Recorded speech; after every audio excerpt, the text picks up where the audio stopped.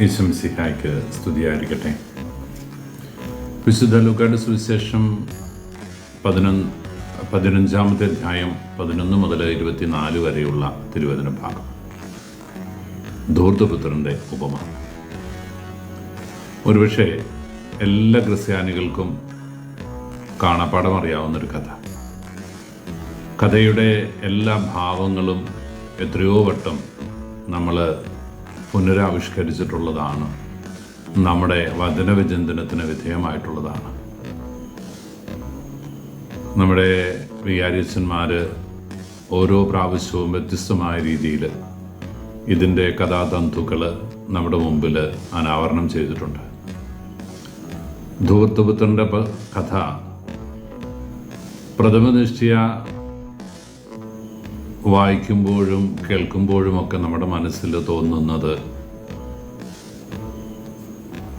സ്നേഹം ധൂർത്തടിക്കുന്ന ഒരു പിതാവിൻ്റെ ചിത്രമായിട്ടാണ്. ധൂർത്ത പിതാവിൻ്റെ കഥയെന്നാണ് ഈ കഥയെക്കുറിച്ച് ചിലരെങ്കിലുമൊക്കെ പറഞ്ഞു വയ്ക്കുക. മടങ്ങി വന്ന മകനെ സ്വീകരിക്കുന്ന അപ്പൻ. സ്വർഗത്തിനെതിരായി നിനക്കെതിരായി ഞാൻ പാപം ചെയ്തു, നിന്റെ മകനെന്ന് വിളിക്കപ്പെടാനുള്ള യോഗ്യത എനിക്കില്ല, വേലക്കാരനായി എന്നെ സ്വീകരിക്കണം എന്നൊക്കെ പറഞ്ഞപ്പോൾ അതൊന്നും കേൾക്കാൻ പോലും മനസ്സ് കാണിക്കാതെ, അതിനു വേണ്ടിയിട്ട് മെനക്കെടാതെ ചീഞ്ഞളിഞ്ഞ മുറിവുകളും ജടപിടിച്ച മുടിയും കീറിപ്പറിഞ്ഞ വസ്ത്രങ്ങളുമൊക്കെ ആയിട്ട് കടന്നു വന്ന ആ ധൂർത്തപുത്രനെ ആ അപ്പൻ മാറോട് ചേർത്തു. നീ വേലക്കാരനല്ലടാ, എൻ്റെ പൊന്നുമോനാന്ന് പറഞ്ഞു.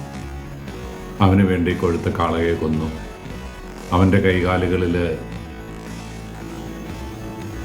ആനന്ദത്തിൻ്റെ സ്നേഹത്തിൻ്റെ ഭാവങ്ങൾ വിരിയിക്കുകയാണ്.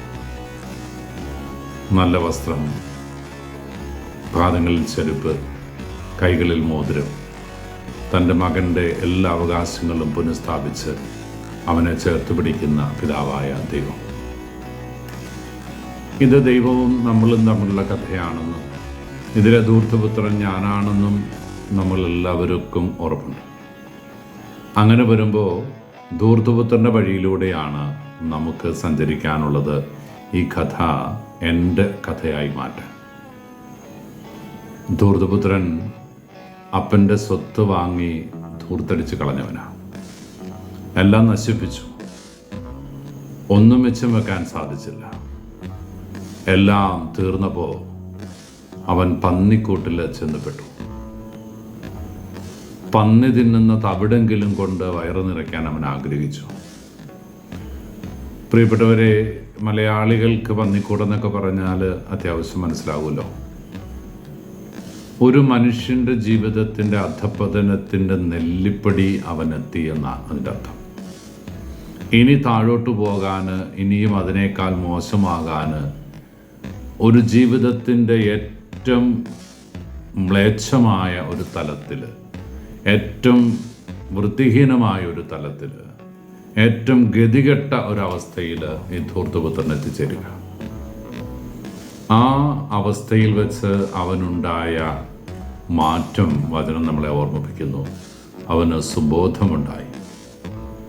അവൻ ചിന്തിച്ചു, എൻ്റെ പിതാവിൻ്റെ പക്കൽ എത്രയോ വേലക്കാർ സുഭിക്ഷമായി കഴിയുന്നു, ഞാനോ ഇവിടെ പാടുപീടുകൾ സഹിച്ച്, കഷ്ടത സഹിച്ച്, പട്ടിണി കൊണ്ട് പിടയുന്നു.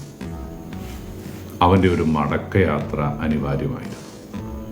ഈ മടക്കയാത്രയിൽ അപ്പൻ അവനെ ഹൃദയത്തോട് ചേർത്ത് പിടിച്ചു. ധൂർത്തപിതാവിൻ്റെ ഈ കഥ വായിക്കുമ്പോൾ എപ്പോഴെങ്കിലും നമ്മൾ ചിന്തിച്ചിട്ടുണ്ടോ, ഈ അപ്പൻ തൻ്റെ വീട്ടിൽ നിന്ന് ഇറങ്ങിപ്പോയ മകനെ അന്വേഷിച്ച് ഒരിക്കൽ പോലും പോയിട്ടില്ല. അവൻ്റെ കടന്നുപോകലിൽ ഈ അപ്പന് ദുഃഖമുണ്ടായിരുന്നു, വേദനയുണ്ടായിരുന്നു, വിഷമമുണ്ടായിരുന്നു.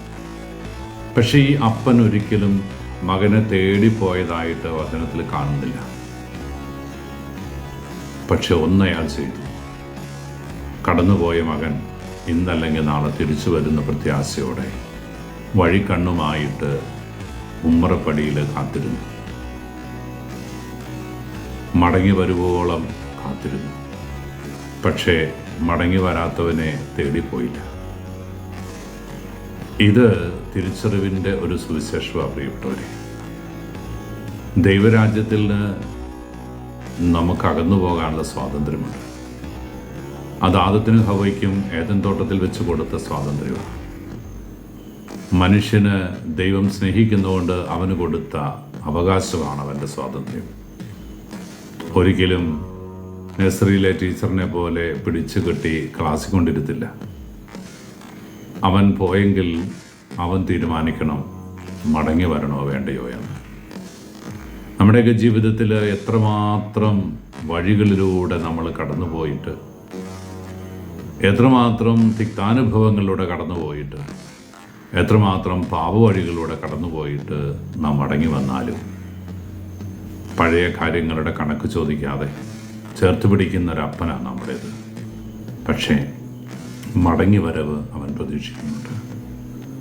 എനിക്ക് നിങ്ങൾക്കും ഇന്നലകളിൽ ഭൂതകാലങ്ങൾ ഒരുപാടുണ്ടായിരുന്നിരിക്കാം. ഈ നോമ്പ് കാലം ഒരു മടക്കയാത്രയുടെ സമയമാണ്. മടക്കയാത്ര എന്ന് പറഞ്ഞാൽ ഒരു ടോട്ടൽ ട്രാൻസ്ഫോർമേഷനാണ്. മെറ്റനോയ്യ എന്ന ഗ്രീക്ക് വാക്ക്, സുബ് എന്ന ഹീബ്രു വാക്ക്, ഇതൊക്കെ അർത്ഥമാക്കുന്നത് ഈ ടോട്ടൽ ട്രാൻസ്ഫോർമേഷനാണ്, ഒരു പൂർണ്ണമായ മാറ്റം. എൻ്റെ വഴികളിലെ അപചയങ്ങൾ തിരിച്ചറിഞ്ഞ് ദൈവപിതാവിൻ്റെ പക്കലേക്കുള്ള മടക്കയാത്ര. മടങ്ങി വരുന്നവന് മാത്രമാണ് അവൻ സ്വർഗം കൊടുക്കുക. മടങ്ങി വരാൻ മനസ്സ് കാണിക്കുന്നവനെ മാത്രമേ അവൻ ചേർത്ത് പിടിക്കൂ. ഒറ്റ ഉറപ്പ് മാത്രം, ഇന്നലകൾ അവൻ പരിശോധിക്കില്ല. ഇന്നലകളിലെ വീഴ്ചകൾ അവൻ മൈൻഡ് ചെയ്യില്ല. ഇന്ന് നീ എന്താ? ഇന്ന് നീ മടങ്ങി വന്നോ? ഇന്ന് മുതൽ നീ അവൻ്റെ മകനാണ്, വേലക്കാരനല്ല. അതുകൊണ്ട് പ്രിയപ്പെട്ടവരെ, എനിക്ക് നിങ്ങൾക്കും വേണ്ടി സ്വർഗം തുറന്ന് വെച്ച് ഉമ്മറപ്പടിയിലെ വഴിക്കണ്ണുമായി കാത്തിരിക്കുന്ന ഒരു സ്വർഗപിതാവ് നമുക്കുണ്ട്. അവൻ എൻ്റെ വരവിന് വേണ്ടി കാത്തിരിക്കുക. പോകാൻ ഞാൻ തയ്യാറാണോ? സ്വയം ചിന്തിക്കാം. ഈശോയ്ക്ക് കൊടുക്കാം നിന്റെ തീരുമാനങ്ങൾ. കർത്താവ് മിശിഹായുടെ കൃപയും പിതാവായ ദൈവത്തിൻ്റെ സ്നേഹവും പരിശുദ്ധാത്മാവിൻ്റെ സഹവാസവും നാം എല്ലാവരും കൂടി ഉണ്ടായിരിക്കട്ടെ, ഇപ്പോഴും എപ്പോഴും എന്നേക്കും.